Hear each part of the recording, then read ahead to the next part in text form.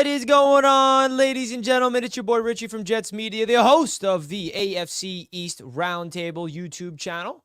And this is the Jets Roundtable. Now, this is going to be an interesting episode because there's not a lot of good things to talk about with these New York Jets after getting stampeded by the Miami Dolphins 30-0. We are officially eliminated from the postseason. That is the New York Jets for the 13th, if not 14th year in a row. And it is a depressing time to be a Jets fan. But what else is new? That's all I know as a Jets fan. But luckily, we have this Jets Roundtable. And I'm so happy I was able to launch this Jets Roundtable a few weeks back because I realized that this is really where your favorite Jets content creators can come together and just have a therapy sesh and just let it out, right? This episode is going to be more about ranting and more just about letting out the frustrations of the Jets season thus far because all the hype heading into the season was the complete opposite of the product that we got in the season. And of course, we're going to be talking about all the things around the AFC East because a lot of interesting things to talk about regarding the Miami Dolphins and the Buffalo Bills. Sorry, Patriots fans, we are not going to talk about you because you're in the basement, but that's okay. Without further ado, before we bring in the hosts, guys, do us a gigantic favor. Hit that like button right now if you guys are enjoying the Jets Roundtable. Whether you're a Jets fan, Bills fan, Dolphins fan, Patriots fan, or not even any team in the AFC East, do us a favor by simply hitting that like button. So let's get right into business. Let's introduce the hosts. Let's bring in Ryan, who is the host of 3 and Out, the first ever Roundtable Sports production, 3 and Out the Game Show. He's been killing it over there. He is on the Monday night show with us on the AFC East Roundtable weekly recaps. My man Ryan from Jets Talk 24/7. What's good, Ryan? What's good, Richie? Looking forward to getting into it and chopping up a few Jets topics here. Yeah, I'm looking forward to it too, Ryan. You're completely correct. Next up, we got a co-host with Ryan on the Talking Jets, a YouTuber, a podcaster. You guys know him. It's Mr. Matt O'Leary himself. Welcome to the show, Matt.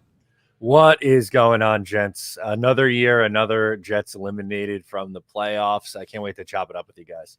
Yeah, I think we're going to have to go through all the pictures that we went on Twitter because there was a big trending topic of Jets Twitter of the photos of the last time the Jets made the playoffs compared to this year. And let me tell you something, it is depressing. But last but not least, we got my man. You know him very well. He is the co-host of the Jets Media Podcast. He's filling in for the great Jake Asman today on the Jets Roundtable. It is Mr. Jack McGalley himself. What's good, Jack? Welcome to the Jets Roundtable. Thank you guys for having me. Stoked to be here in the company of legends. And unfortunately, not much good to talk about in the terms of the New York Jets. But thank you for having me as always, man. Always a pleasure. If you guys don't know, if you guys don't watch Jets Media, Jack is my co-host on our podcast over on Jets Media's YouTube channel. So make sure you guys go check us out over on Apple and Spotify. That is the Jets Media Podcast. Great to have Jack on here on the Jets Roundtable. We got a member to shout out, Vernon Allen. Thank you so much for becoming a member of the AFC East Roundtable. We appreciate that. Mateo with the $2 super chat to get things started. Upset of the year, Chargers over the Bills. Okay. I'm pretty sure this was the same exact person who sent in the first super chat of the AFC East Roundtable last night, said the same exact thing. So Mateo is manifesting a Chargers upset over the Bills. We're going to get into the Bills and the Chargers in just a little bit. But first, we got to talk about our Jets because this is the Jets Roundtable. Guys, don't forget to hit that like button on your way in. We got 75 people watching right now. Shout out to everybody, whether you're on Twitter, whether you're watching on Instagram, on YouTube. We salute to you. All right. Well, here we go. I guess the first thing we got to do, guys, is talk about that Jets-Dolphins game.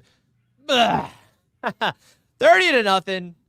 What the heck happened? Now, the first thing I want to say about it is the Jets have had a lot of bad offensive line play in my life as a Jets fan and all of our lives as a Jets fan.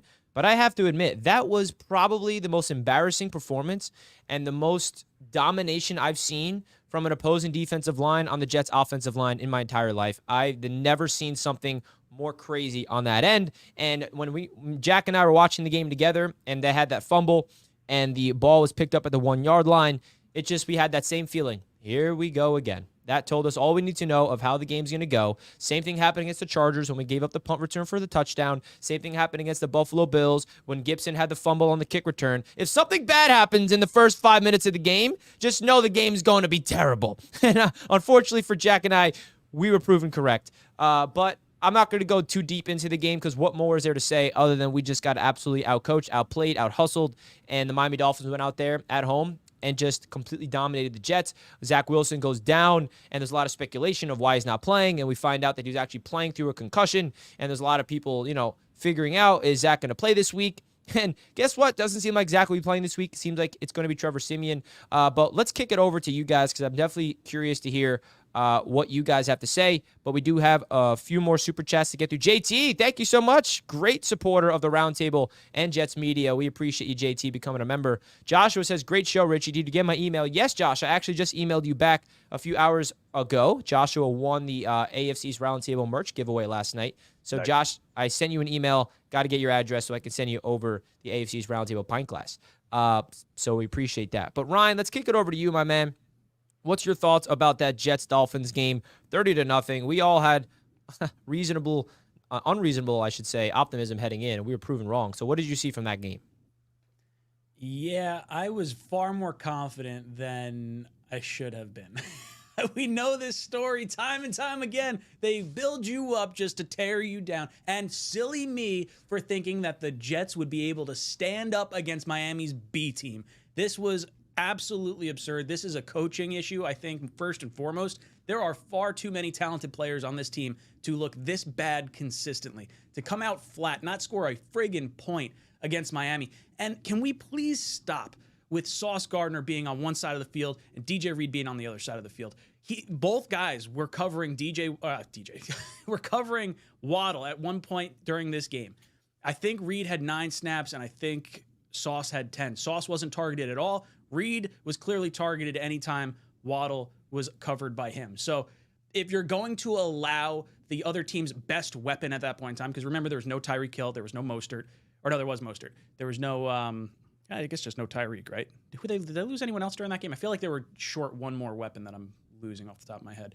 Regardless, when you know Waddle's the only wide receiver weapon, you have to at least double coverage him and try to take that away. And we didn't do that. He absolutely scorched the Jets secondary, and it felt like we were just unprepared. It felt like the players were not motivated. And I don't know how to look at it any other way than to say, like, what are you fighting for if not for one another? Because it clearly didn't look like there was any effort in this past week's game. Yeah, man, the effort is my biggest concern. It's like, it just feels like we got stampeded on all accounts, and the preparation, and also felt like the Jets didn't really have a sense of, like, try. Kind of felt like, yeah, I mean, we're not making the playoffs. We have 1.4% chance of making the playoffs, and even if we win out, the chances are still slim. And it felt like they gave up. And that hurt me because I did not want to see that type of effort out there. Matt, what did you see from this game, and how you've been able to fathom that type of domination on our division rival? Yeah, it's pretty frustrating, and I'm mad at myself really more than I'm mad at the Jets, because during the 5-game losing streak, I made the conscious decision. I was like, you know what? I'm just going to go numb, which is one of my favorite things to do at the end of the year, because I don't want to get my hopes up for wins, because they are just playing so badly and it's not worth it. At the same time, rooting for the loss also kind of stings. Like in 2020, fine, you knew everyone was going to be gone, but this is different. So I'm like, whatever happens, happens. I'm not going to get bent out of shape if they win games. I'm not going to get bent out of shape if they lose and help their draft stock. It is what it is. And then, like an absolute fool against Miami, I go, hey, you know what? They're down multiple offensive linemen. Their best playmaker is going to be out of the game. The Jets just might keep this one close, hang around, and pull one off, because they're motivated, because Aaron Rodgers can return this next coming week. This is a miracle. He's going to come back in season, and you'll have a, 5% chance at the playoffs, but him play the final 3 games, and then they get their doors blown off. Like, it wasn't even close from the get-go. It was terrible. So really, we've said all we can say about this Jets team this year. We've ripped them, and deservedly so, but I'm more mad at myself for letting this happen. Yeah. Well, you are echoing a lot of Jets fans, because we were sipping the Kool-Aid all week long after dominating the Texans. We're like, oh my God, we're back. And grounded back to earth. And I'm sure Jack agrees with you, Matt, and I know he does. So, Jack, how you feeling after that game? Matt, you took the words right out of my mouth, brother. I got sucked back in this past week. I got absolutely clowned by the New York Jets, thinking, hey, Miami's missing key pieces in the secondary, key pieces on the offensive line, and the biggest piece of all in Tyreek Hill. But a guy named Jalen Waddle took right over for Tyreek Hill and absolutely decimated the Jets secondary. Meanwhile, we thought we would decimate their secondary. Their defensive line absolutely obliterated our joke of an offensive line. Meanwhile, we thought it was going to be the other way around because of all the injuries. So going into this game, I drank the Kool-Aid. I got sucked in once again, ultimately to be absolutely let down once more by the New York Jets. And Richie, you mentioned the offensive line at the beginning of the stream here. What a joke. How many times did we see, a free rusher, somebody who was not even touched, who wasn't even touched by anyone, not an offensive lineman, not a running back, nobody. How many times did Zach Wilson drop back and there was instantly a free rusher, sometimes 2 or 3 right in his face? I mean, it was the worst offensive line play I've ever seen for the Jets. And that is saying something, man, with this garbage offensive line that we've been plagued with for years now, what feels like forever. I mean, the days of the offensive line in 2009, 2010, in those years, man, those are so far in the rearview mirror, man. It's unbelievable because this offensive line now going into next year, I think needs to be priority number 1. I think it's, clearly more important than even that backup quarterback that we all need for Aaron Rodgers. I think it's that offensive line because imagine at least Zach Wilson has some semblance of mobility out there, Imagine Aaron Rodgers coming off of an Achilles tear at age 40 playing behind this offensive line, dude. I think it's an 85 to 90% chance of re-injury. I'm not even kidding. Like, it is that bad. So it was a joke. Everybody sucks. Everybody deserves to be fired. Nobody will get fired. And here we are once again, staring down the barrel at a waste of our time. A waste of our time indeed. And it felt like, us, the hype in the offseason leading up to the injury against Aaron Rodgers, it happened again, but just in a condensed week of all of us getting excited again for us to just be grounded back down to earth. And the offensive line is definitely, it's been an issue since 2010. You can argue, okay, 2015, they had a decent offensive line when they had Nick Mangold and the Brick at the end of their careers with the veterans over there. But it's just so frustrating because some of the offensive linemen that we have on this team are healthy. We have Mekhi Becton, Tomlinson, and Tippmann. Like, those are 3 guys that I think should be starters. And then the right side are, the complete backups. And you're missing 2 of the 5 offensive linemen. It shouldn't look that bad, right? Like, I'm really starting to question the whole excuses of the injuries at the offensive line, which, by the way, it's still an excuse because we started literally like 14 different combinations at the offensive line. It's really, really hard to, bounce back from that. But at the end of the day, when you have a first-round overall pick, in first-round pick in Mekhi Becton at left tackle, looking like probably his worst game as a pro. Laika Tomlinson, who the Jets brought in with big-time free agency money, and then Joe Tippmann, who's been probably the only bright spot of this offensive line all year, which I'm excited for his development for the future. And then you plug that with the 2 guys on the right side. I'm not even going to mention their names. It was an absolute disgrace. So I'm all team Joe Alt in the draft in the first round. He is a New York Jet. Welcome to the Jets, Joe Alt from Notre Dame, because you are going to be our franchise left tackle, because I need some type of semblance of a franchise left tackle. It feels like we're doing the same thing with the quarterback carousel. Oh, we draft Sam Darnold, franchise QB. Just kidding. He sucks. He's gone. Okay, let's draft Zach Wilson. Same thing with Mekhi Becton. All right, we draft Mekhi Becton, franchise left tackle. Let's go. Nope. Sorry, Mekhi. You're out of here. Let's do it all over again. Draft Joe Alt. When will we get it right? Okay, enough of my rant. Want to hear something that'll give you comfort? Please, Ryan. Anything. Well, so better give me Mekhi comfort. Becton, Joe Douglas's first draft pick with us, leads the league in sacks. That doesn't, take into account all the ones that, he could have given up if Zach wasn't as mobile as he was. And he's one of the most penalized offensive linemen in the league. He's had I was going to 13 say, penalties bro, called. he's got to be up there in penalties too. Dude, 13 penalties called against him, 10 accepted. Ugh. At least when I looked. They may not have updated it for the past game, but it was like top 5 in terms of penalties. But you know what? The second person on sacks given up this year, give us comfort. Andre Dillard, another Joe Douglas draft pick. So, if you're feeling good about Joe Douglas taking offensive linemen, you bamboozled me. That he's taken. What kind of comfort is this? For both of them. And penalties. Andre Dillard's top 10 in This penalties. isn't comfort, Ryan. Wait, I This thought guy. Douglas was the offensive line guy. What happened, man? Dude. Yeah, why? But why isn't he? What happened? Why? And you look at a guy like AVT, who we all love and we all have high hopes for, but at this young age, 2 season-ending injuries in a row, how are there not giant question marks around this guy's future as well? So, I mean, as hard as Joe Douglas has tried, because he truly has tried to build this offensive line, going back to, bringing in Ryan Khalil, who we were all excited for until we saw his mediocre to miserable play on the field. But he really has tried. But it just, maybe he's just not as. I think we all have to realize that he's just not as good at his job as we all have kind of suckered ourselves into believing that he is. That's the unfortunate reality. The thing is, he's prioritized it, but it doesn't mean he's done a good job, just in terms of the O-line, right? I mean, you draft Mekhi Becton with your first ever first-round pick in your NFL career as the Jets GM, and then the next year you trade up for Elijah Vera Tucker, so that's back-to-back first-round talents to the offensive line.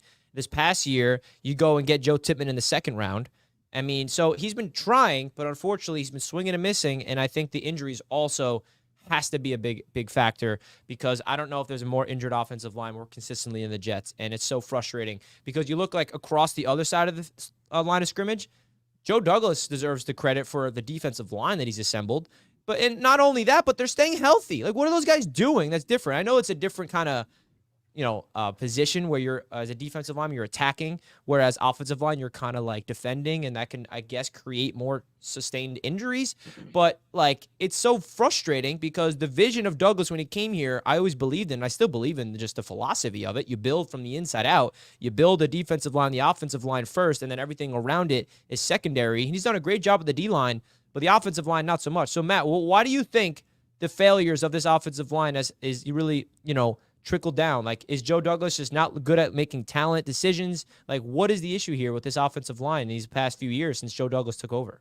On the offensive line, I think that absolutely could be said, which is crazy because like he was a former offensive lineman, and that was like his calling card and bread and butter. But a lot of most of these teams, if you go through the teams with elite level offensive lines, yeah, sometimes there's high picks, right? And I appreciate him going, first round offensive lineman a couple of times and Joe Tippmann in the second round, but you also need to be able to find that mid to late round guy who can start for you, or that cheap free agency option who could come in and start for you. And he hasn't really been able to do even that. Like, unfortunately, he drafts Cameron Clark his first year. Injuries take over. He can't, he's already retired out of the league. But like Max Mitchell is someone they took in the third or fourth round of the draft. Like, he's not even a rosterable level offensive. Like, he's not. How many rosters is he on? Carter Warren maybe could be like a swing tackle. I think it's a talent evaluation problem for Joe Douglas in that specific position. And also, the offensive coaching staff has a big part to play in it too. I think Keith Carter has done a horrific job this year on the offensive line, coaching up that unit. But it's crazy to look at the amount of talent that they've been able to get and develop on the defensive side. Not all just elite, top end picks. You have undrafted guys coming in and making impacts. You have waiver wire pickups coming in making impacts on the offense. You can't even get the high end picks right, let alone find someone in the bargain bin or in undrafted free agency to come in and play. So I think it's a scouting issue on the offensive side. 100%. And I think you also hit the nail on the head in terms of the coaching, because as bad as his coaching staff is, the one thing that they are good at is the defense. And I feel like it comes with the culture where, like, all the players they draft on defense, all the players they bring in free agency on defense, they plug in and they excel. Like Joe Douglas's free agent star, I think, is DJ Reed, right? All the people that he's drafted on the defense that deserves credit, Michael Carter II in the 5th round, the entire defensive line, bringing in Quincy Williams, and the coaching staff for the Jets deserves the credit for developing them. And I think that's the culture that Saleh really brought here on that one side of the ball. That's so great. But it's not the same on the opposite side. It's just the complete opposite. So, Jack, do you think the coaching staff has a lot to say with this? Because the only thing that Joe Douglas can do is build his team on paper, and then he throws it to the coaching staff. So how much do you blame the GM compared to the coaching staff? Because, again, the defense, all the people Joe Douglas acquires excel, but on offense, they go there and they burn. And I don't know if that's the coaching or just the talent evaluation. So what do you say about that, Jack? I mean, let's be honest about it, man. I don't think Joe Douglas or Robert Saleh has proven to be very good at their respective roles. I mean, for every step forward that Joe Douglas has taken, he's taken 2 steps back. And I think Robert Saleh has yet to even take a single step forward as head coach of this team. So I think, it's an unfortunate combination of both the front office and coaching staff not being nearly as good as we all hoped they would be. I agree with Matt. I think maybe his, talent evaluation is just, again, not where we thought it was. And then Keith Carter has proved to be just, a waste of space, honestly. What has he done to prepare any of these guys? And I understand the injuries, but everybody deals with injuries. It's a next man up mentality in the NFL. It's how do you deal with the injuries? How do you deal with the adversity? And they haven't even came close to putting together any sort of competent offensive line. Think about, the offensive line we had out there when Aaron Rodgers got injured. That was our starting offensive line. Everybody was healthy, ready to go, and it looked like an absolute disgrace. Granted, it was only a 4-play sample size, but Aaron Rodgers, on the 2 times he dropped back to attempt to pass, there was nowhere to go. And then the second time he tore his freaking Achilles. So, from the get, I think there have been holes and issues with this offensive line that maybe we didn't know were that bad going into the season. And then the season begins, you lose Aaron Rodgers, you lose your starting quarterback. Obviously, that's a huge thing for any team. But then, the holes really come to light. And I don't really know who I blame more so in regards to the offensive line, specifically the general manager or the coaching staff. Unfortunately, I think they're both in way over their heads and have proven to not be any good. Yeah, well said. And Ryan, kick it over to you and then we'll move on. Like, when it comes to the coaching staff element of things, like Joe Douglas, all the people he brings in on the defense excels, and on offense they burn. Do you think the coaches had a lot to say about that? Because we can praise literally all the position coaches on defense. I think Tony Oden, White Cotton, Ulbrich, of course, all those guys have been doing their job at a high level. But on the offense, you can't say the same. And of course, you look at the players, it's the same conversation. So do you think the coaches have something to say about this? Wherever Joe Douglas goes on either side of the ball, they either burn or they excel on the offense or defense? Well, I think it's definitely on coaching. I feel like when you start hearing players say they're getting out-schemed or they were outmaneuvered, Garrett Wilson saying stuff after the game, that feels like where their head's at. From a defensive side, like, sure, they're coaching well. I think Ulbrich's done a great job. I think Salah's done a great job. That's where they cut their teeth. But the best player on our defense is Quinnen Williams. That wasn't even a Joe Douglas pick. That was a holdover from McCagnon. So, like, there's still some question marks across the board on talent evaluation.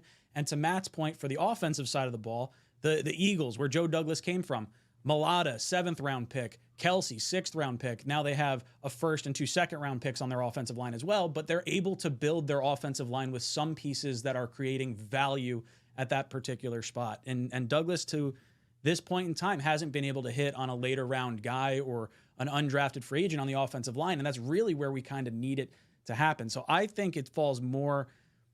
I think it's a split thing, right? Like, is it Joe Douglas selecting the wrong offensive lineman? Is it the offensive lineman just forgetting how to block? There was a few screen grabs from this past game where like 4 offensive linemen are running the opposite direction, and Tittman's like literally holding his one guy there, and Zach's like running for his life. So that to me tells me there's confusion, and it's like a coaching problem. These guys don't forget how to block when they hit the NFL level, especially guys that are drafted as highly as Mekhi Becton. But when we go back to it, how many of us were like screaming at the TV, we want Wirfs, we don't want Becton, who popped a drug test during the combine, during your biggest interview. Like, there was always red flags, and it feels like they wanted to go for the home run swing, hoping it would work out. And, sometimes you just need like a steady Eddie kind of draft. I don't know. I put it more on coaching, but Douglas hasn't had a great swing of it either. Yeah. Well said. And it just drives me nuts because, like, all the excellence that we've seen Douglas and Salah together do on one side of the ball, the other side has just been so bad to the point where it's creating this failure of a season. And that's the biggest frustration that I have. To get into some super chats, how about McDaniel calling the one-play drive? That I did see that. I don't know if you guys saw that clip from Hard Knocks, but McDaniel basically said, heading into the next drive before the Jalen Waddle bomb to DJ Reed, he said, if they're in this specific coverage, we're calling this play or we're going to score right away. And the Jets called the coverage that he was hoping for, and then they called the play, which gave Jalen Waddle an isolation 1-on-1 with DJ Reed, and Tua made a great throw, and that was a touchdown. So Mike McDaniel, yeah, that's definitely a star for him. I'm tired of Salah and his T-shirt slogans. All gas, no break, Matt. Yeah, I get it. Like, eventually, all that stuff, the off the field, like, Salah could run the stairs all he wants. The players could love him all he wants. Joe Douglas could win every trade he wants. But eventually, like, your record has to reflect it, right? Like, it's year 3 and year 5 now. It's time to start winning games, and that's the frustrating part. It is like, yeah, we won the Jamal trade. Yeah, we won you can say we got a good value from Leonard Williams, but like, what has it turned into? Paper looks good, but that's it. We want wins. Damn it. Lissell with the member for 3 months. Again, Richie, don't get me hyped about the Jets next year, no matter what we get free agency or the draft. Don't worry, Lissell. I got you, my man. Mateo says every New York team sucks compared to Florida teams. Now, the Knicks are better than the Heat. And yeah, okay, the Marlins are better than the Mets this year, Matt. I guess so. We got to admit that, right? Yeah, we tip our cap, but most of the fans down there are transplant New Yorkers. So I was going to say, didn't the Bills beat Miami too? I feel like, we should be talking, if we're talking that dividing line, we're Jersey. Ryan's getting a little preview of when we get into that Bills-Dolphins talk. Lissell says with the $5, he was also the successor of Mike McCanyon, so nothing but up from there. Man, I mean, listen, Joe Douglas, in my opinion, has done a lot better of just building a team, like financially speaking and talent-wise, to bring in like talent more than McCagnon. But at the end of the day, you look at their wins and losses, there's no difference. So that's why it's just head-scratching. It's like, but like I swear, if I break down the tenures and the drafts and the free agencies and the trades, like Douglas definitely is better than McCagnon. But then you look at the wins and losses, they're like the same. So I'm like, what are we doing here?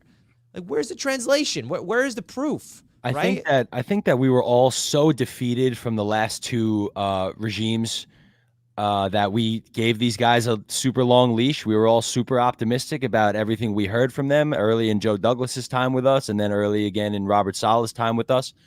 That you said it, Rich. I mean, when you compare the records and the stats and everything like that, it's just as bad, if not worse, than things we've seen in the past. But we're tied to Aaron Rodgers, and he loves Nathaniel Hackett, and he believes in Robert Saleh. It was hearing him say that on the McAfee show the other day. It was like almost comical.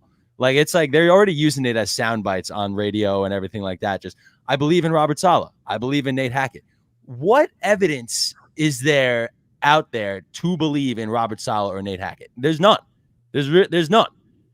I don't get it, man. It's crazy. It's crazy that we're under the yoke, the grip of Aaron Rodgers, who's played all of 4 snaps for the Jets. And we just have to hope that he's going to come back at age 40, coming off an Achilles tear, and be, the MVP quarterback that we were hoping to get.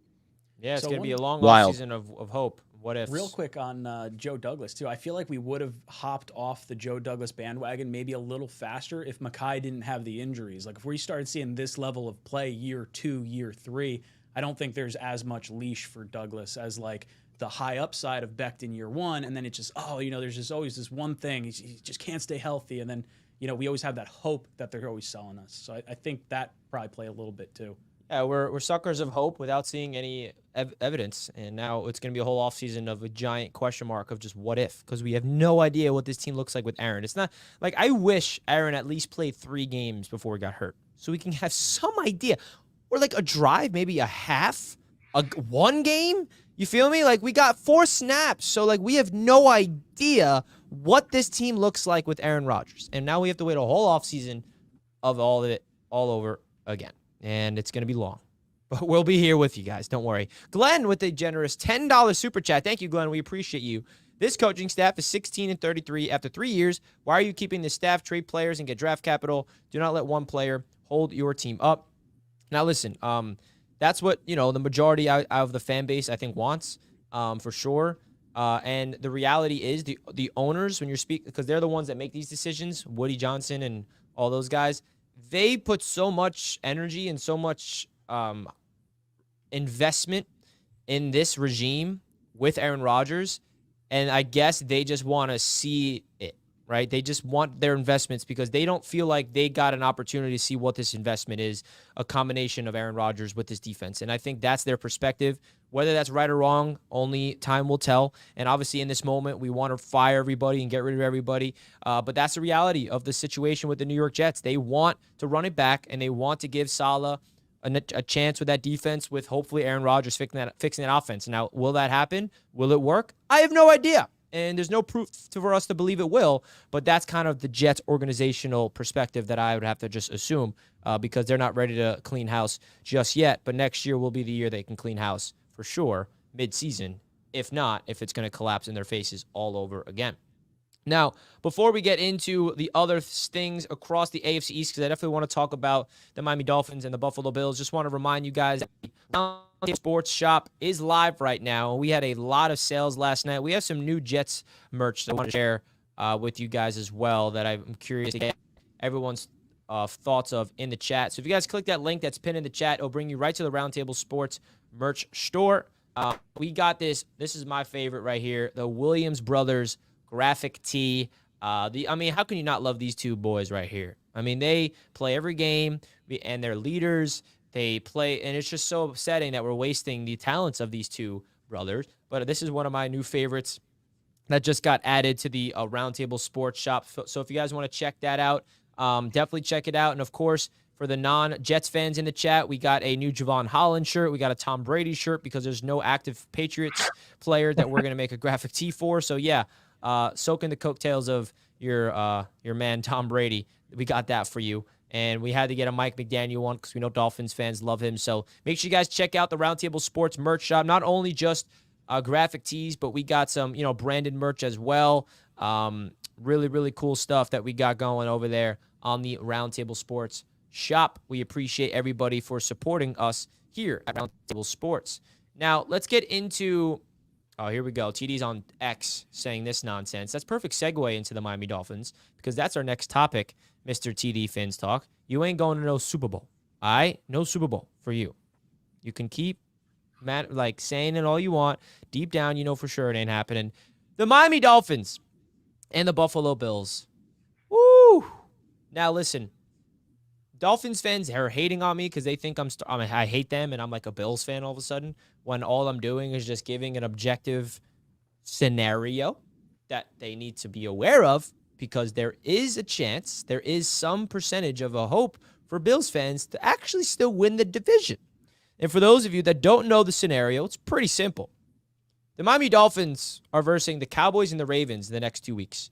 If they lose one of those next two games, right? If the Miami Dolphins lose one of those next two games and the Buffalo Bills, who are going up against the Chargers and the Patriots the next 2 weeks, if the Bills win their next two games, the final game of the season in Miami, Bills-Dolphins, is going to be for the AFC East. I am probably, if I was a betting man, which I am, I guess you could say, I think it's going to come down to that. I think the last game of the season is going to be for the division. Because, sorry, Dolphins fans, I'm sorry. I can't predict you to beat both the Cowboys and the Ravens. Can you do it? Yeah, of course you could do it. But there's no proof for me to believe that the Dolphins can do it twice when they haven't done it once all season long, beating a winning team. And you see what the Bills are doing after what they did to the Cowboys. That gives me reason to believe they're going to beat the Chargers and the Patriots. All right, so, Jack, when I give you that scenario, what's going through your head? How do you think the AFC East is going to finish up? Do you think that the last game of the year is going to be for the AFC East title? And where's your, level of anticipation of who's going to win this thing in terms of the division? Both scenarios piss me off. I think I speak for all of us Jets fans when I say that. That's number one. Screw the Dolphins, screw the Bills. Just need to put that out there, have that very firmly known to all these guys in the chat. Listen, man, if I had to pick one of those two teams to win the division, I'd have to give it to the Buffalo Bills. I think they would be a cool story. As much as I hate them, I do not want to see the Dolphins win this division. I love it when the Dolphins make the wild card and get bounced out every year. And listen, I know I'm a Jets fan, so I don't really have much to say, but man, Dolphins fans are absolutely delusional. TD, you know this. Search your soul. You know it. You know that you're not winning the Super Bowl this year. You know it, bro. It's so funny. Like, you know it. It's right there. It's inside of you. Just search, grab it. It's there. But listen, man, I hate both of those teams. I think it would be a cool story for the Buffalo Bills. After what they did to the Dallas Cowboys, they're definitely flying high. And the Miami Dolphins have a grueling, slate left. And they got to take care of business if they want to win the AFC East and put themselves in a much better position in the postseason. So I think, either scenario could happen. I mean, obviously, if it comes down to that game, I don't know who I'm going to take in that game. But both piss me off. Can we just, it's 13 years since the Jets have been in the freaking playoffs. And now we got to talk about, whether it's going to be Miami or Buffalo taking the division yet again this year. So, I don't know. Welcome to the roundtable, Jack. It sucks, man. I got to Ugh. deal with it every week. I can't Man. just talk on my Jets. What did I sign up for? I know. with What this did you roundtable sign up thing? for, bro? What did I? I'm gonna look for a Jets replacement. I can't take it anymore. Okay, no, I'm just kidding. I'm not going nowhere. I've built it up to this point. I can handle it. I want to give a shout out to Nick. I don't know if you're watching this live stream, but he just purchased a Tua graphic tee on the shop. So thank you, Nick. We appreciate you. Matt, when it comes to the AFC East, I laid out the scenario. I know what your heart wants, but what does your mind say happens? I think the Bills win the next two. The Chargers and the Patriots, I don't think pose a threat to the Bills. And I know the Patriots got the Bills earlier in the season, but it was in the Patriots building. It's different. New England, they're limping to the finish line right now, where the Bills are red hot. And I think we have a scenario where in that final game of the year, it's for the division. But honestly, like Miami, their next two games are incredibly, incredibly tough. Dallas, they haven't lost back-to-back games in over a year. And Baltimore, they look like maybe the best team in the AFC. So it's going to be really tough, those two games. And Buffalo dismantled them earlier in the season. Granted, it was up in Buffalo, so that plays a factor in this. But honestly, it wouldn't shock me at all if the Bills ended up winning this division. After everyone ruled them out, they are getting hot at the right time, and I think they're playing their best football right now. And I think the change to Joe Brady has really helped them on offense. Ugh, so sad. So true, though. Ryan, your thoughts about the AFC East? I mean, what are we talking about here? Look at these four idiots on this thing, just talking about the Dolphins and the Bills potentially winning the division. When four idiots that will be at the home opener next year, by the way. Probably. Oh my gosh! Like, come on, let's be honest about it. Of course, training camps. Of course, come on. Planning a trip to see an away game. I mean, the cycle doesn't end. But like, Ryan, where do you think we're headed with the AFC East division this year? Yeah, Dolphins aren't winning this one. It's going to go to the Bills. They're 100% getting hot at the right time, and I don't see Miami beating Baltimore. I think they have a shot against Dallas, but, and I give them a lot more props than I would give them earlier in the year for not beating a winning team. Like, doing what they did to the Jets defense last week, like, I'm humbled to some degree. The B team took care of business against us, but the Ravens and the Cowboys, those are different teams. And Buffalo getting hot at the right time. This is going to be the year Buffalo could win it all because of all the injuries to Burrow and Herbert and, just across the board. It's just a weaker AFC this year. And I'm going to relish in it because I don't want to see Miami win a game in the playoffs for another 23 years. It would make me so happy where they could just say, oh, look at us. Look at our 70-point total we put on a beat-up Bronco team. And then we could just turn around and say, like, hey, we still haven't won a playoff game in hopefully 24 years.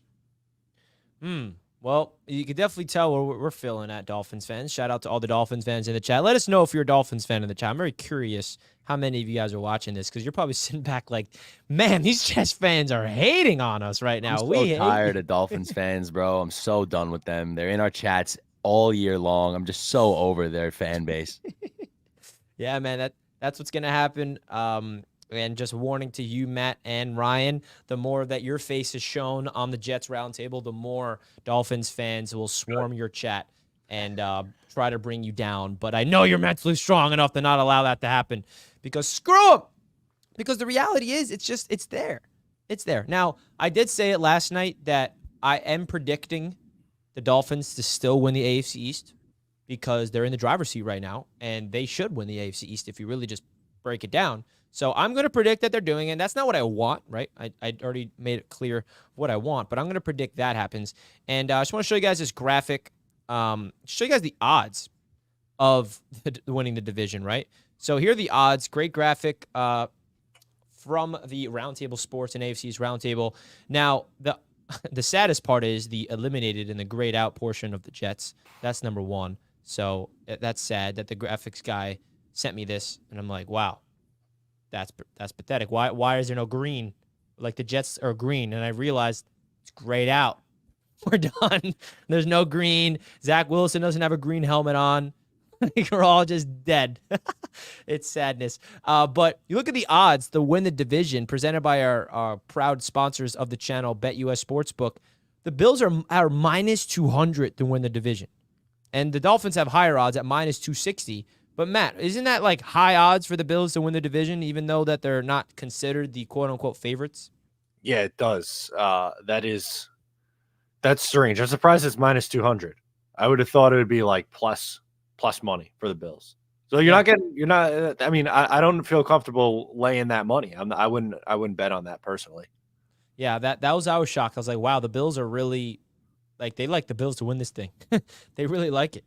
So I thought that was really, really interesting, and we shall see. Just want to remind the Dolphins fans that even sports books see it as like you are still the favorites because you're 10-4 and you have a 2-game lead, but the scenario that's laid out there for the Bills to reclaim the throne of the division is so out there that it's kind of like head scratching. You better hope you win both of these next. You got to like win out to win the division. That's kind of what the Dolphins have to do if you think about it. Or no, they have to win 2 of the next 3. That's what they have to do. The Dolphins, you got to win the 2 of the next 3 games, especially the game against the Bills, and you win the division. I think that's kind of the way that they clinch it.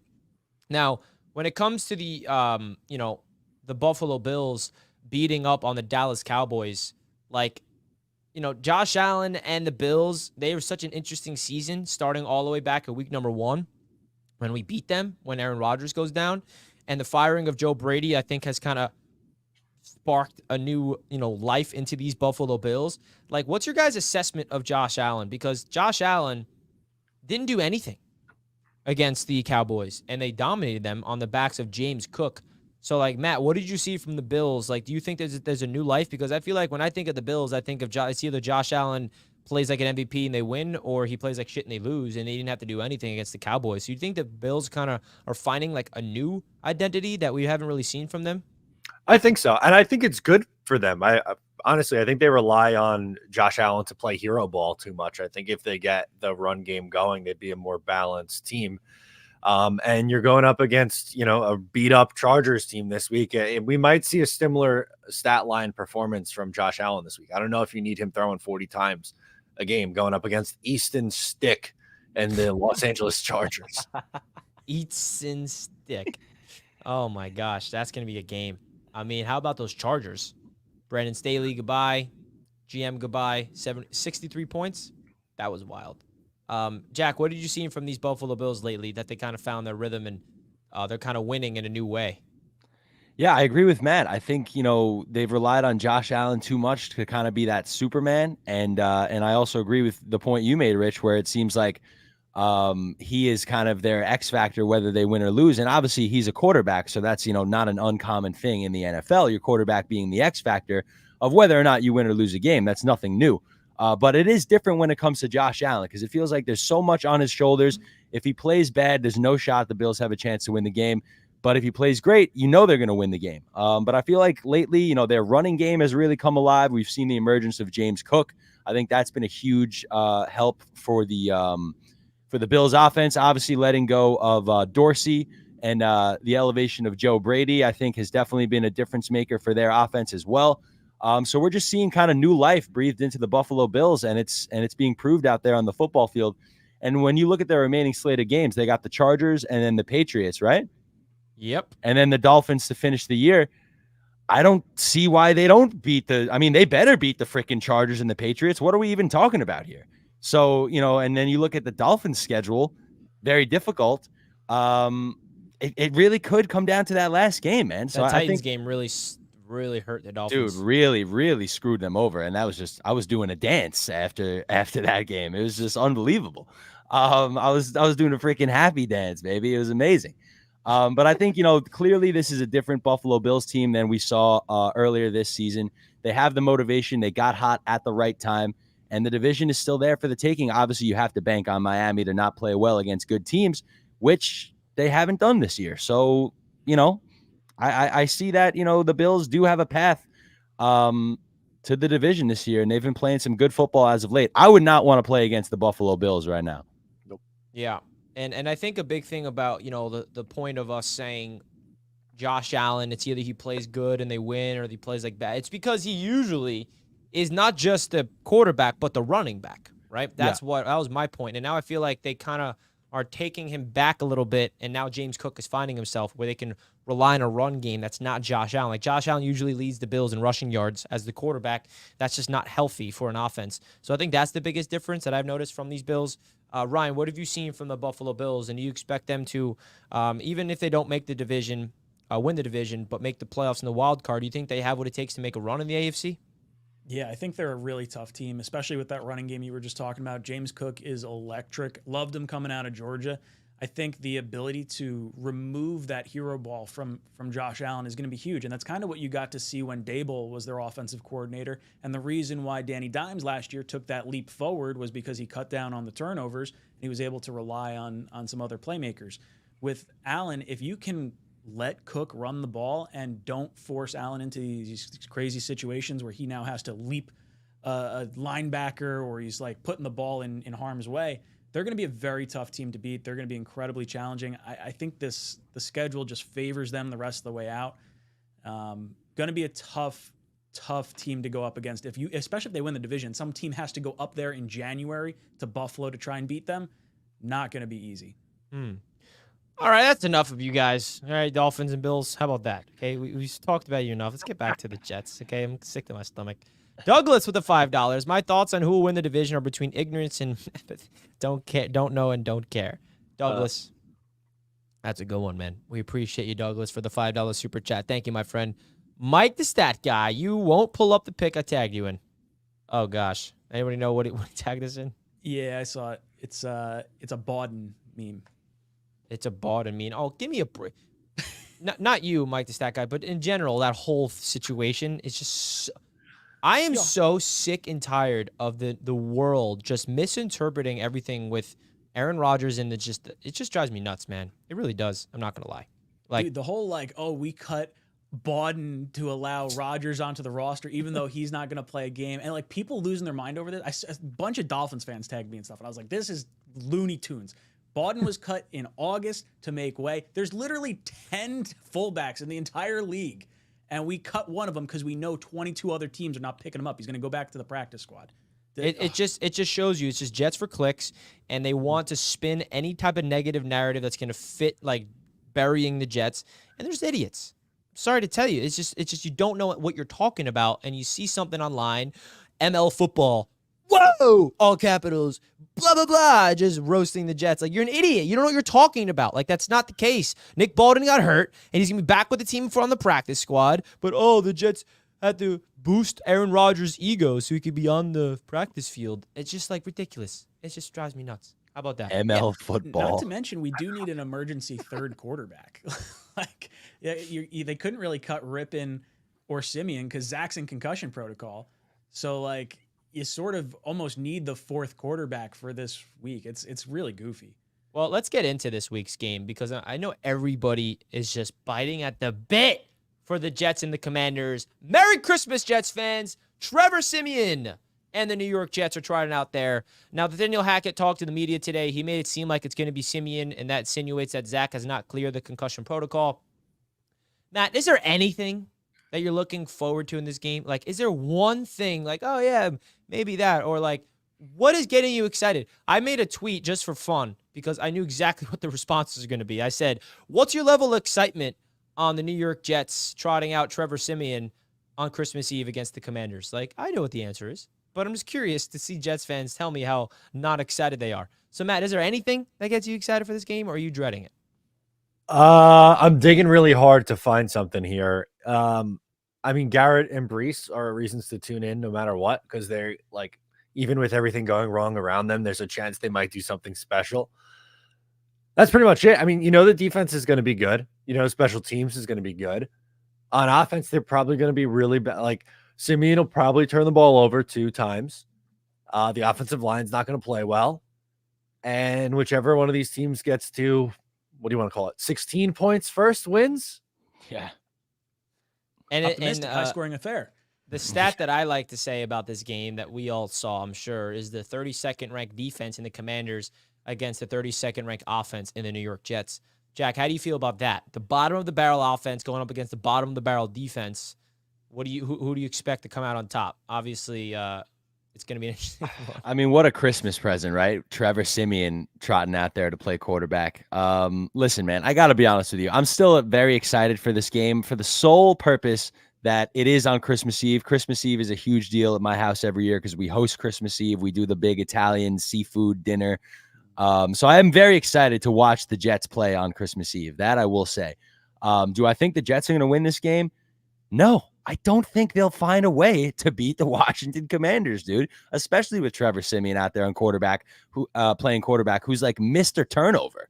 I mean, I'm listening to the fourth quarter of last week's game on the radio as I'm driving somewhere, and I hear Bob, Trevor Siemian drops back, and he just is so deflated, right? Intercepted.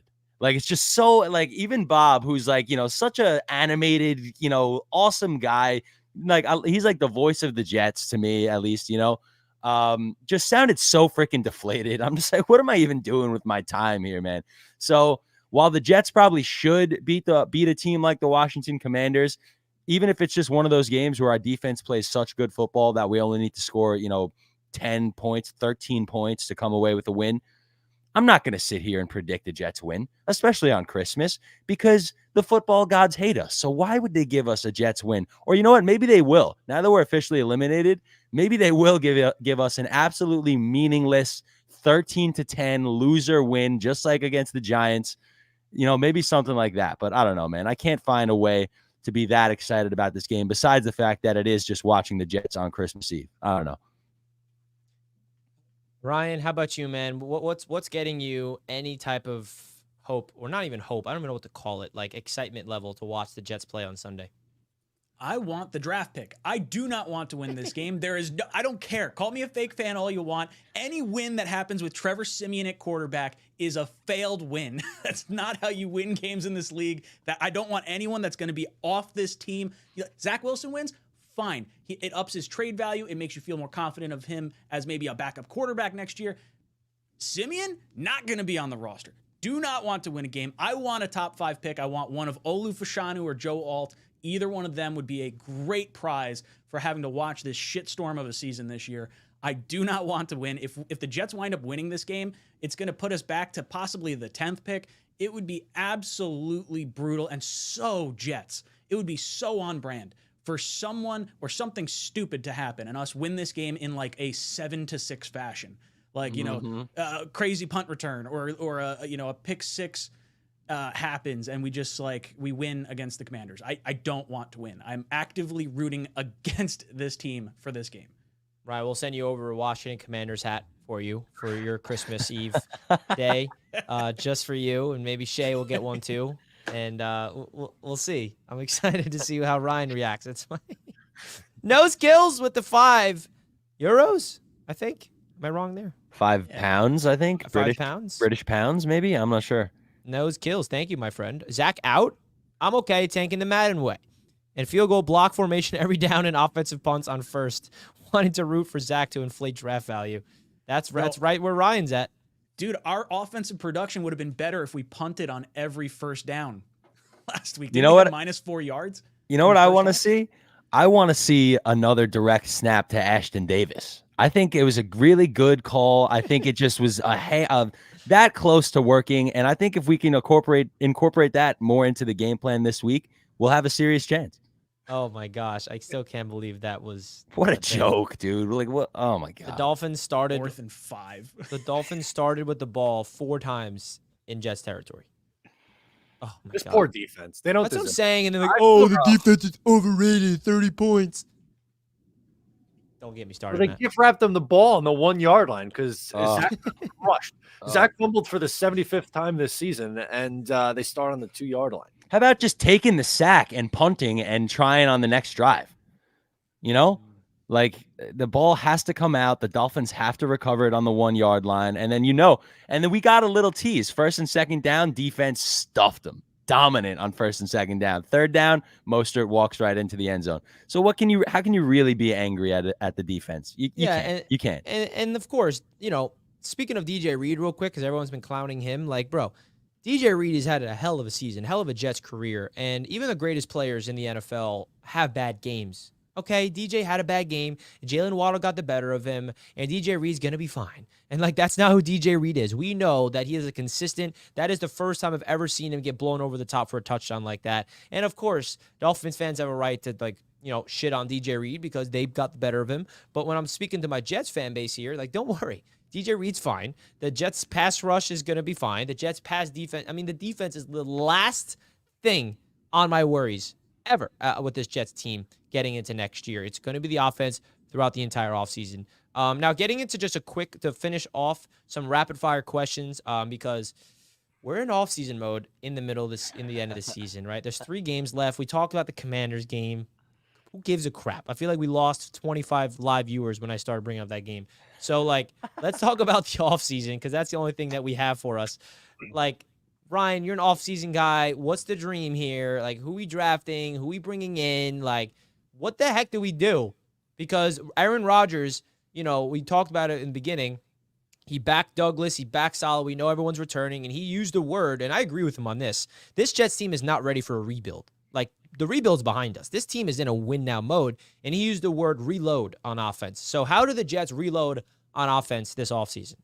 Well, first off, it was brilliant of Aaron Rodgers to come out and say, I'm playing another 2 years, or I'm going to play, I always envisioned this being 2 years, and this year didn't count, whatever the wording was, because that helps Zach Wilson's trade value. If you're in the camp, let's trade Zach for this offseason, and Rodgers is going to be here the next 2 years, it kind of leaves Zach in this weird no man's land of is he really going to outperform Aaron Rodgers? And then at least if the Jets are looking to trade him, you're saying, well, the Jets aren't giving up on Zach. They're not trading him because he's poor or played poorly or he's disgruntled. They're trading him because they're committing to a 4-time MVP quarterback. And then it'll be the Jets' incompetence that earns them a higher draft pick. Maybe the Jets have to give up a 3rd with Zach to get a 2nd-round pick or something along those lines. But I would be surprised to see Zach back at this point. I very much want to reload. I want to get as many pieces that can help us win this year. I think it probably, the commitment from Rodgers probably makes you push quarterback a little bit later into the draft, maybe into next year. But who's the backup QB, Ryan? Backup QB? I would love Brissett. Jacoby Brissett, to me, is just such a strong leader. He's been through adversity both with the Colts and with the Browns. He's been in this spot before. And I would love to have him be that stable, steady Eddie type quarterback. You can get some other guys, maybe like a Tannehill, but that doesn't really get me overly excited. I want a quarterback that could, go beyond Aaron Rodgers. Someone like Brissett, who's 30 or 31 years old, could have a Geno Smith-esque career with the New York Jets with a legitimate defense, a rebuilt offensive line post Rodgers' career. So I would love Brissett here. Mm-hmm. Jack, when it comes to this offseason, where do you want to see the Jets do this offseason to reload around Aaron Rodgers on offense? The priority is obviously going to be offensive line, but is there anything beyond that you want to see them be super aggressive to give this offense every single chance on paper to actually figure it out next year? Absolutely, man. Besides the offensive line, I think a glaring need for this offense is another competent wide receiver that's not named Garrett Wilson. This year has proved that Garrett Wilson is up here, and everybody else that plays wide receiver for the New York Jets is way down there somewhere. So we need a true number 2 wide receiver. I don't know whether that's going to come through the draft, through free agency. There's a couple interesting names in free agency this upcoming offseason. So we'll see how Joe Douglas chooses to handle that. But we certainly need to bring some new bodies and some new blood into this wide receiver room. Alan Lazard is not it. Randall Cobb, with his limited time, has proved that he's really a non-factor, although he did get a little touchdown against the Texans. I guess that was nice for about 5 minutes until we saw the Dolphins game.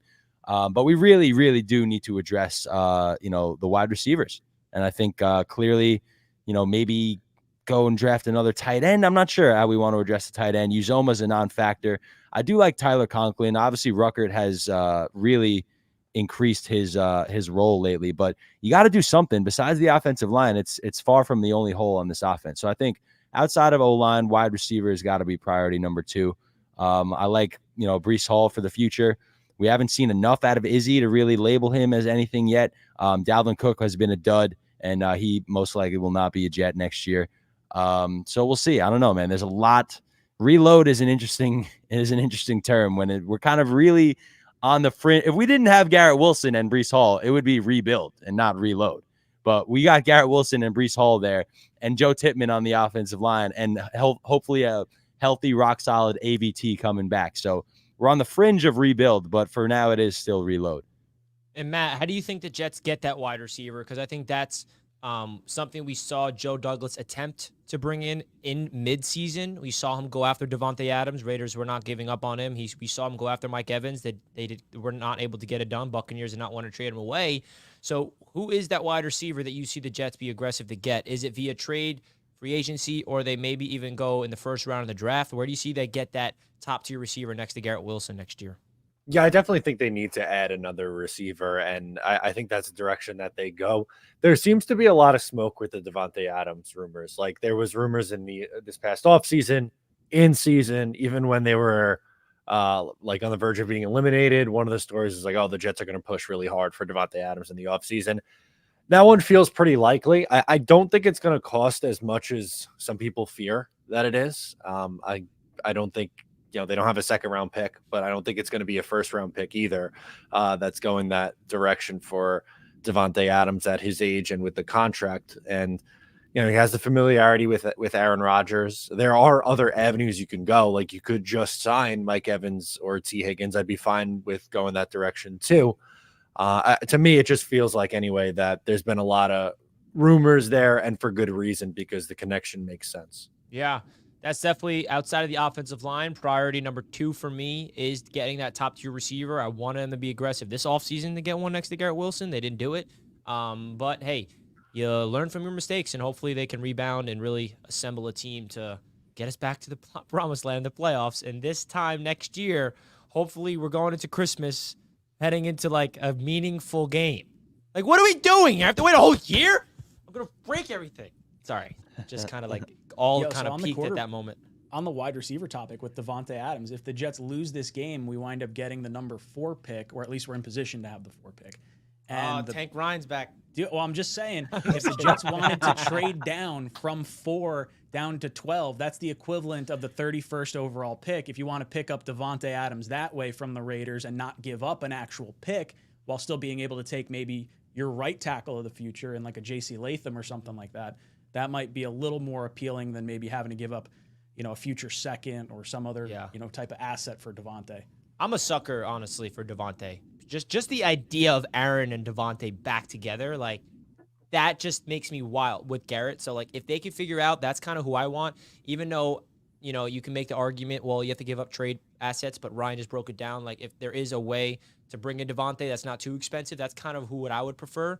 Just that reuniting and like the continuity and like having Garrett and Devontae and like all offseason, all we heard was the comparisons of Garrett and Devontae together. Imagine them together. That would be pretty cool. That's kind of my dream this offseason in terms of one move that the Jets should definitely make. But guys, that's going to wrap up the Jets Roundtable. Thank you all so much for tuning in. Jack, we appreciate you. Yes, sir. Filling in for Jake Asman, man. We definitely want to have you on here more often than not. We want the Jets Roundtable to continue. This is something that we're really building that's special here. The Dolphins Roundtable on Friday nights has been interesting with TD and his boys. So we got to continue to keep our green, even though, like, let the people know that when we lose, we're still out here, because Ryan has built a gigantic YouTube channel. Matt O'Leary has built a gigantic YouTube channel, and I've done something as well off losing. Okay? All we know is losing. So this isn't uncomfortable, uncharted territory for us, folks. We ain't going nowhere. We are going to be even more than not, because the offseason is the season for us. And I am not bragging about that. Jonathan asked, when is the Bills Roundtable coming? Don't ask me, Jonathan. That's Dan Mitchell's department. He's lacking. That's his fault. Mr. Dan Mitchell, get your Bills Roundtable going. You're potentially making a big historic playoff run. You don't have the Bills Roundtable up and running, man. Come on, Dan. Okay, we got a last-minute super chat to get to. Without looking, what was the number 1 song of the year the last time the Jets made the playoffs? Love you, boys. Go Jets. Ooh, that's 2010. TikTok by Kesha. That's it's got to be like Black and Eyed Yellow. Peas, something like that. No, Yeah, I've that got a feeling. 7 or 8. I gotta feel it. I would say something. Do you have the Kesha's answer? Probably. What about Alicia Keys and Jay-Z? That the last time they made the playoffs, I was going to the Eminem and Jay-Z concert at Yankee Stadium. That was a Man, oh man. Great Well, concert. Honestly, we can extend the Jets Roundtable for just a few more minutes because I forgot I wanted to share this real quick. All of our last time the Jets made the playoffs memes. So we got to share that with the people. I'm looking at your X right now, Matt. You posted on Twitter Yeah, I posted it. a few days ago. Yeah, it was, I think, Tuesday, I want to say. It was a couple days. You might have to scroll back through some angry Jets tweets. Yeah, I gotta I'm look scrolling for through it more all. pictures, man. Let's go through it all. So we got Richie's was Ryan's my perfect. favorite. God. You were a fetus, dude. Yeah, I was I going was to a say, that was a fetus. sonogram of you. I told you I got diagnosed with celiac. I told you I wasn't lying with my delayed growth. Ryan, though, look at young Dude, Ryan. the earring does it. Dude, look at that guy. Dude, It was this is 50 the last pounds time the ago. Jets made the playoffs. Ugh. Man. Now, look at him now. Look at how happy Ryan was. Aaron Rodgers is our quarterback. We're going to the Super Bowl. Did you Shay's see the gonna be witnessing. Buffalo Jets quote tweet on that picture? That was really killing me. I did not see that. If you go into the quotes, I'm sure. Oh, X doesn't like me. There Okay. is quotes, There's- but X is like, yeah, we're not showing It was something to the effect of Ryan looks like he was in an Incubus cover band. the situation report. Gunny. Oh my God, Gunny's kills me. Oh Gunny, my man. gosh. I love it. That's unbelievable, Look at all man. these. Look at all these, man. It's so sad. That one, like I almost cried on that one above it. Oh, It's it's like- so good. This kid, one of them drives and the other one is entering high school. I'm like, this shit. This is ridiculous. I couldn't find any old pictures, so I made a list of things I hadn't done yet. It was like drive a car, kiss a girl, play an M-rated video game. So many things. Oh my God. Look at this guy. Look at young Matt. Yeah, I didn't really Revis. grow into my 6'4" frame yet, as you can tell by my Mike Glennon neck. Dude, you were enormous at 6 years old I- or whatever. Bro, age you're this still is. huge. I was 15. Yeah, I grew. That was the summer I grew like 7 inches that summer and was still like 150 pounds soaking wet. You're still massive. So, because you look at what I looked like, dude. Your boy was suffering. I mean, Jack knew me at this time in my life. You were still poisoning your body with pasta, not knowing it yet. I know. I was still eating gluten when my body was like, "Hey, you shouldn't be eating this," but it is. Man. Yo. That's hilarious. I mean, look at the trophies though. My boy, I was an athlete back in the day. Come on now. The trophies. The accolades. Oh man, that's how long it's been. And the Jets logo there shows you the proof that it's been a long time suffering. Well, that's gonna wrap up the Jets Roundtable. We have to remind you guys that yes, it's been that long, and I love how Jets fans kind of came together. I don't know who started that trend, but it was a great trend because it kind of like alleviated the depression a little bit. You just laugh at it, laugh through the pain. I feel like laughter and comedy is a great way to cope with this type of sadness that we have as Jets fans. So I think the trend was well timed for this week after officially being eliminated from the postseason. Ryan, anything you want to say before we get out of here, my man? Yeah, boys, root for the tank. We want a top 5 pick. Don't fall victim to this victory at the end of the year stuff. Don't do it.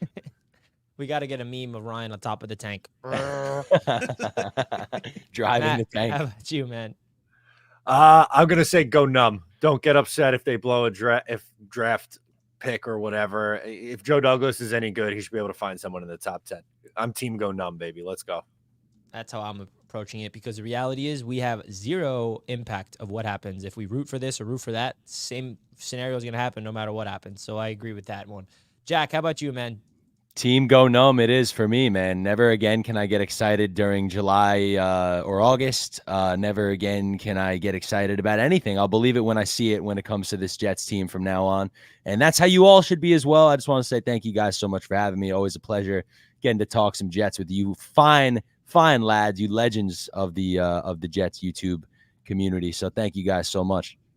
Thank you, Jack. We appreciate you hopping on. And guys, we got a lot of fun things on the making. Just a reminder, Monday is Christmas, so we're not going to be doing our usual AFC's Roundtable show as well as 3 and Out. We're not going to be doing that. We're going to be pushing that back into the next week. So hope you guys have a fantastic Christmas and happy holidays and a happy new year. And we shall see you guys next time. The Dolphins Roundtable will be live tomorrow night. Stay tuned for more updates regarding the Roundtable Sports, because we are building something and we're excited for all you to be part of it. Peace out, everybody. Hope you guys have a fantastic rest of your day. Later.